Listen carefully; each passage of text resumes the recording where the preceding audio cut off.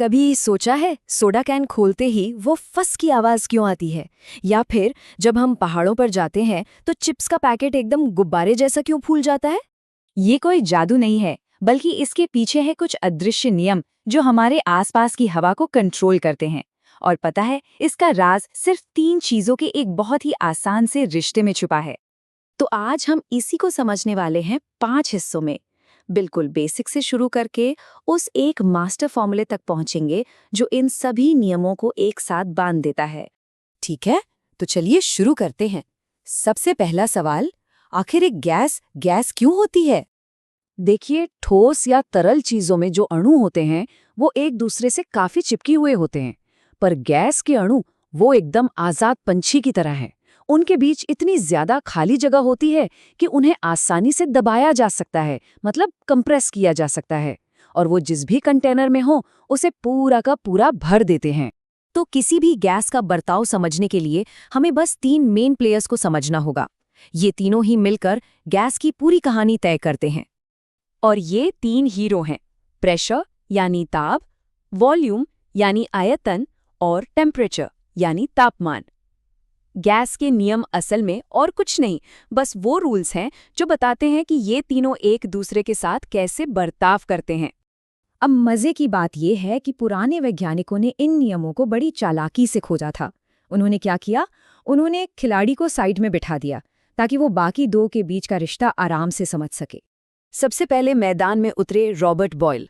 उन्होंने देखा कि अगर टेम्परेचर को फिक्स रखा जाए, मतलब उसे बदला न जाए, तो प्रेशर और वॉल्यूम का रिश्ता एकदम उल्टा होता है।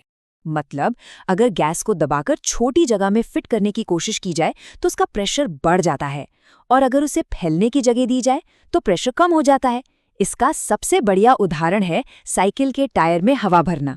इसके बाद आए जैक्स चार्ल्स। उन्होंने प्रेशर को फिक्स कर दिया और पाया कि वॉल्यूम और टेम्परेचर पक्के दोस्त हैं, दोनों एक ही दिशा में चलते हैं। और जानते हैं, हॉट एयर बलून इसी नियम पर काम करता है। जब गुब्बारे के अंदर की हवा को गर्म किया जाता है तो वो फैलती है, उसका वॉल्यूम बढ़ जाता है, इससे वो हल्की हो जाती है और बस ऊपर की तरफ उड़ने लगती है। और फिर जोसेफ लुई गे लुसाक ने इस तिकड़ी को पूरा किया।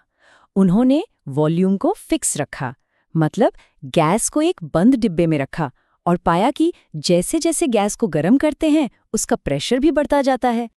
बिल्कुल, यही वजह है कि जब हम गर्मियों में लंबी ड्राइव पर जाते हैं तो कार के टायर का प्रेशर बढ़ जाता है। क्यों? क्योंकि सड़क की गर्मी से टायर के अंदर की हवा का टेम्परेचर बढ़ जाता है। अब ये सब याद रखना थोड़ा कंफ्यूजिंग हो सकता है ना, कि किस नियम में क्या चीज़ कांस्टेंट रहती है, पर चिंता की कोई बात नहीं, इसकी एक बहुत ही आसान सी ट्रिक है। जरा इस पर नजर डालिए। ये कमाल की याद रखने की ट्रिक है, TBPCVG। पहला अक्षर बताता है कि क्या कांस्टेंट है और दूसरा अक्षर साइंटिस्ट का नाम। तो TB मतलब बॉयल के नियम में टेम्परेचर कांस्टेंट, PC मतलब चार्ल्स के नियम में प्रेशर कांस्टेंट, और VG मतलब गे-लुसाक के नियम में वॉल्यूम कांस्टेंट। है ना एकदम सिंपल? तो अब जब हम इन तीनों नियमों को समझ गए हैं तो चलिए एक कदम आगे बढ़ते हैं। असल में ये तीनों नियम अलग अलग नहीं हैं, बल्कि ये एक ही बड़ी पहेली के टुकड़े हैं। जब हम बॉयल के नियम, चार्ल्स के नियम और एक और नियम जिसे एवोगाड्रो का नियम कहते हैं, इन सबको एक साथ मिलाते हैं तो एक जबरदस्त मास्टर इक्वेशन बनती है। एवोगाड्रो का नियम बस ये कहता है कि गैस के जितने ज्यादा अणु होंगे वो उतनी ही ज्यादा जगह घिरेगी। तो इन सबको मिलाकर हमें जो मिलता है वो है, ये है ideal gas law, PV = nRT। ये एक मास्टर इक्वेशन है जो इन सभी चीजों को एक साथ ले आती है। P है प्रेशर, V है वॉल्यूम, N है गैस के अणुओं की संख्या, और T है टेम्परेचर। और ये जो R है, ये एक स्पेशल नंबर है जिसे गैस कांस्टेंट कहते हैं, जो इन सबको आपस में जोड़ता है। हाँ, इसे आइडियल या आदर्श इसलिए कहते हैं क्योंकि ये एक ऐसी काल्पनिक गैस के लिए है जहां अणु एक दूसरे पे कोई असर नहीं डालते। तो सवाल ये उठता है कि ये सदियों पुराने नियम आज भी इतने जरूरी क्यों हैं? ये इसलिए जरूरी हैं क्योंकि ये बताते हैं कि गैसों का बर्ताव रैंडम नहीं है, बल्कि वो कुछ तय नियमों पर चलता है। ये सब प्रेशर, वॉल्यूम और टेम्परेचर के आपसी रिश्ते का खेल है। और यही वो सिद्धांत हैं जो आज केमिस्ट्री, फिजिक्स और इंजीनियरिंग की नींव हैं।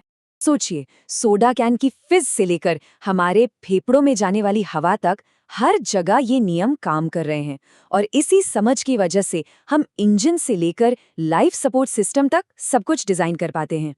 ये नियम हमें दिखाते हैं कि कैसे कुछ बहुत ही सरल से सिद्धांत, एक बोतल में बंद परमाणुओं से लेकर दूर सितारों में गैस के बादलों तक हर चीज को कंट्रोल करते हैं।